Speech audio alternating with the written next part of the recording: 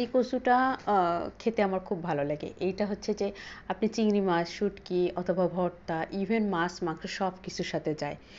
এর নাম কি? খুব সম্ভবত ওল কচু। এটার সাইজ যেটা আমি কিনছি সেটা প্রায় ৬ ফিট হবে, এত লম্বা। তো আমি নিচের অংশটুকু একটু কেটে হচ্ছে সেটা আজকে রান্না করব শুঁটকি দিয়ে।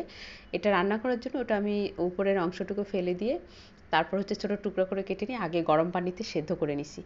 এটা হচ্ছে সেদ্ধ করে নেওয়ার পরে ওই পানিটা ফেলে দিচ্ছি, একদম 99% সেদ্ধ করে নিচ্ছি। এটার একটা উপকারিতা আছে, এটা হচ্ছে যদি গলা এই পানিটা সেদ্ধ করে ফালাই দিলে যদি গলা চুলকায় সেটা কিছুটা রিমুভ হয়, তারপর হচ্ছে এটা একটা কালচে ভাব থাকে সেটা চলে যায়।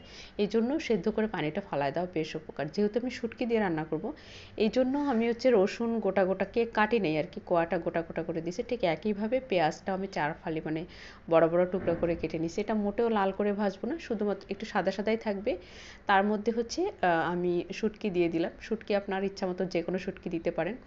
শুটকিটা কিন্তু অবশ্যই খুব গরম পানিতে ভালোভাবে ধুয়ে নিতে হয়, এতে করে যে অনেক বালু থাকে, ময়লা থাকে, সেগুলো ভালোভাবে পরিষ্কার হয়ে যায়।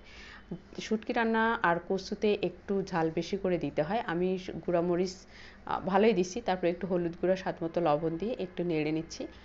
আর শুকনা মরিচের গুঁড়া আমি বেশি করে দিছি, ইভেন হচ্ছে পরে শেষে আমি একটু কাঁচামরিচও দিব। তারপর হচ্ছে আমি একটু পানি দিয়ে একদম কমপ্লিটলি শুটকিটা রান্না করব। কমপ্লিটলি শুটকিটা যখন সেদ্ধ হয়ে যাবে, তরকারিটা মোট কথা আমি দেখতেছি যে শুটকিটা কমপ্লিটলি সেদ্ধ হয়ে গেছে, সেই মুহূর্তে আমি কচুটা দিব, কারণ কচুটা তো অলরেডি সেদ্ধ করা। এখন শুধুমাত্র একদম চুলার আঁচ অল্প করে দিয়ে, আর কোনো পানি দিব না, না দিয়ে এই কচু থেকে আরও পানি বের হবে, সেটা দিয়েই বাকিটুকু মানে এর সাথে মিক্সড হয়ে সুন্দর রান্না হয়ে যাবে। কারণ এটা তো আর সেদ্ধ হওয়ার কিছু নেই, যতটুকু পানি বের হয়ে যাবে এতেই তরকারিটা হয়ে যাবে।